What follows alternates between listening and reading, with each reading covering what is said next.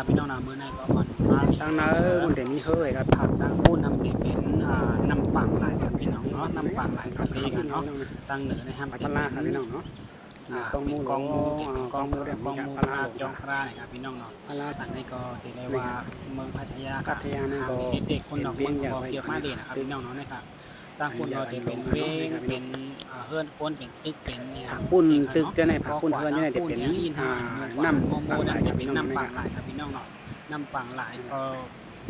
กวางที่กวางวาคานะครับห้อมรอบล้อมขอบไว้เมืองพัทยาไว้นะครับพี่น้องเนาะอันนี้เขาขายอยู่ในกองมูพลาสูงทิมในโดยโลกว่าน้ำหลายครับพี่น้องเนาะกำพัทยาเนื้อน้ำทั้งปุ้นหางเด็ดพี่น้องนะครับเตยจ้อมกันเตยจ้อมเหมือนพี่น้องเนาะคนตามมา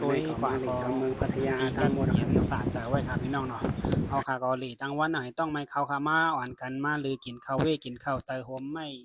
ตีหนึ่งตีหิมเหนือลอยกองมูนะครับพี่น้องเนาะกว่าลีเนี่ยก็ปลาจอกเขาจอกผ้าครับพี่น้องนะครับวันกันมากินข้าวมาหรือกินข้าวดีหิมเกี่ยงนายขาวนะครับเนาะแต่มีนายขาวก็นั่งอยู่หิมพร้อมในมันนั่งกินข้าวผมไม่กัดดีหิมเกี่ยงนายครับพี่น้องเนาะอ่อนกันเหล่ตั้งไหนตั้งวันเอาแหละต้องไม่เข้าเนี่ยก็อ่อนกันมากินข้าวเหนียวไก่ย่างครับพี่น้องก็พักกันง่ายๆก็มีน่ายด้วยค่ะเนาะตั้งลูกอ่อนก้นหลงก็หิมกันกินค่ะเนาะต้องไม่ทั้งพังมันเอาแหละเพื่อก็เฮิรนให้อ่อนกันมานั่งกินข้าวตาตีกว่าลีแท้งตั้งวันค่ะเนาะอันนี้ก็ตึกเป็นกลางเราอยู่เลยเน็ตอ่อนกันกินข้าวไอเด็กขึ้นก่อนไม่ได้อ่อนพี่น้องลีมาลีลูกอ่ะด้วยกันเลยร้อยครับพี่น้องเนาะที่เขาจามคนออกเมืองก่อนจามกามเพราะว่ากามดีก็มาเล่นคนออกเมืองเสิร์เนี่ยเงี้ยไอ้ข้าวป้อมกามดีก็เด็ปื้มเข้าในข้างนอกก้อยกาคาอยู่อย่างว่าแต่ป้อมมือซื้อก็เด็ปื้มเข้าป้อมมือซื้อก็ปื้มเข้าในก้อยครับพี่น้องคนเอาเลนปืนใส่นะผู้สายลีครับพี่น้องเนาะเอาเลน10 เมตรว่าปืนเข้าก่อนนะผมสายลีอยากลองไหมเนาะพลาผมอยากลองไหมเนาะจ้ามปืนเข้าก่อนโอ้เข้าไปแล้วลูกเพราะว่ากามนี้ก็ปืนเข้านี่เขาเอาเลนเตรียมเอาเนื้อใส่ลีครับพี่น้องครับป้อมมือซื้อก็ปืนเข้าป้อมมือซื้อก็ปืนเข้าเนี่ยก็ใช้ยอพี่น้องเนาะนะครับผู้สายลีก็เยอะไว้ขนาดก้อยกาว่า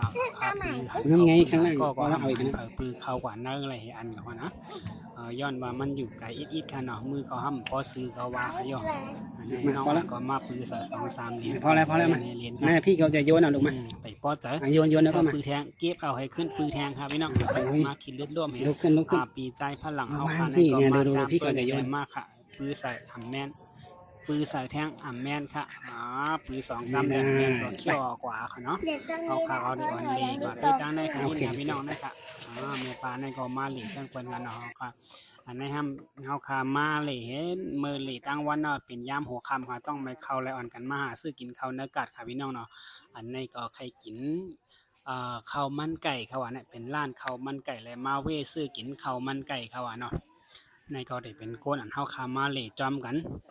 นะคะเนาะกวนไตก็ได้มีเฮาคาอยู่4-5-6ก้อนนะคะโยทั้งปุ่นได้แล้วเปลี่ยนใจกวนไตค่ะเนาะไล่เสือโค้งก็ไข่ซ่านไว้กันเนาะโคปอดเนื้อขาวๆให้ได้เต็มใจใต้กันเนาะเฮาคาก็มาเลยมีเจอเฮาคาในคณะต้วยกว่านั่งแล้วก็จะเป็นก้นต่างคือกำนำครับพี่น้องมาเลยกว่าเลยมากก็หันหน้าเฮาคาในก็ได้อย่างนี้ก็มาเลยกว่าเลยมากโดยเปิ้นซื้อกินข้าวมันไก่ครับต้องไปเข้าเนาะมาสั่งกินยำกันเนาะยำข้าวเส้นพี่น้องยำวุ้นเส้นเนาะก่อนกันไปกว่าไปมาเนี่ยไม่ถูกใจมาสั่งนี่เนาะในการมีปลาหมึกมีซื้อยำซื้อซาของกินฝั่งหลายของกินทะเลกันเนาะเขาเข้ามาอาหารทะเลยำเหมือนเข้ากันเนาะมีนางคนยำมันก็จะอีเฮ็ดเข้ากันจี้เขาน้องมาจุกเปิดตั้งนาเสียก็ตุ้ยจอมเป็นหอมเลยมีปูมีอันนั้นจะเป็นเครื่องใส่มันค่ะเนาะพี่น้องเนาะใส่กรอกเลยจะเป็นใส่ในยำนี่ค่ะเนาะแล้วทำมาสั่งยำก็มีกุศลกันเยอะนี่ค่ะเนาะก็ได้ว่ามีเจเด็กๆเนาะเป็นข้าวต้มค่ะพี่น้องเนาะนี่ค่ะมาจุกเปิดก็คือมีต่างๆพี่น้องก็ว่าเขาก็แล้วเจอในขึ้นในโลกน้ำอุ่นให้เฮ็ดเป็นเฮาขนาดว่ามันไปสุกค่ะตึกเป็นอันดิบไว้เลยอะไรจุกเป้าอยู่เหนียวต่างๆค่ะจุกก็ครับจุกเป้าอยู่ในกองอ่อนกันเลดด้วยจอมหิมพร้อมในค่ะนะเนาะเปิ้นก็กว่ามากลางค่ำกลางคืนก็เป็นตีเล ลีเกี่ยวไว้ค่ะพี่น้องเนาะกำนำเขาได้อ่อนกันออกหลีกลางคำมันไม่นะคะเนาะด้วยค่ะพี่นางในก็เสือเซอร์ตั้งหลังบ่มีแผนกันนี่ไม่น่ะคือมีเจอเฮาหาในค่ะอันเปิงบันออกค่ะในได้ก็ได้เป็นเอามาผักพี่น้องค่ะอีกหนึ่งก็ว่ามีได้ก็ค่ะมาผักเฮ็ดปันลิกเป็ดหมอกในและอันมีหังดาดเอนีและเอาในก็มาใส่ลงปันปลาอีดออดๆนี่ค่ะพี่น้องเนาะก็อย่าว่ากันค่ะเนาะก็ตัวก็จ้อมกันอีดออดมีความหันมีตั้งหันถึงจังหือก็จอย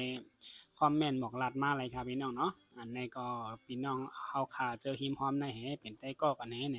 เคยเฮ็ดลิกเป็ดหมอกกับเป็นป้อยปางแขกกบกูเป็นเฮิรนเป็นเย่เนี่ยแหละก็เลยดูเดี๋ยวมันโดนหนีบมือหลบนี่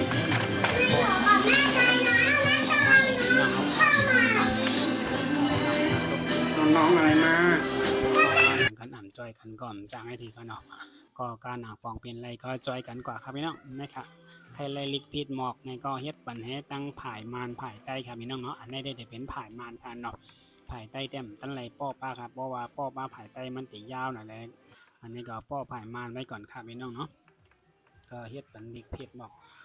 ป้อยปางแขกได้ก็ได้เซนะครับพี่น้องเนาะในค่ะเพราะว่าอีดเยี่ยวก็เดี๋ยวไรมันในมากค่ะเนาะก็เดี๋ยวไรว่าห่างมีอยู่อีกหนึ่งค่ะพี่น้องเนาะดิกผิดหมอกป้อยปางแขกได้ก็อันนี้จะเป็นซองมันค่ะเนาะถงเสริมมันค่ะเนาะเพราะว่าเฮาอีดเยี่ยวในก็ทำเตียมานางเหี่ยวเสริซองค่ะพี่น้องเนาะเอาเสริถงมันค่ะเย็ดเสรินะซองนี่ครับพี่น้องเนาะอันนี้ก็อีดเยี่ยวก็มันนางเสริซองเสริเข้าข้างในก็ว่ามัน มันเป็นอันละอันนั่นมาเลยเนาะก็อิดลิกเย่าก็ขึ้นมาเสยซองนะครับพี่น้องในค่ะก็เป็นการเป็นงานอยู่โจแก็บกำหนึ่งค่ะพี่น้องเนาะก็เลยเฮ็ดผันกันจอยเทียมกันนะครับพี่น้องเนาะค่ะเหมือส่งดังเสียงค่ะสังว่าพี่น้องค่ะโอ้ยก็ค่ะก็เหลือมีดังหันถึงจังหือในก็คอมเมนต์บอกลานมาแต่ขอความในค่ะเนาะเหมือส่งดังเสียงค่ะจ่องยากกันอย่างคลิปเหมือค่ะเหมือส่งกูก็ค่ะ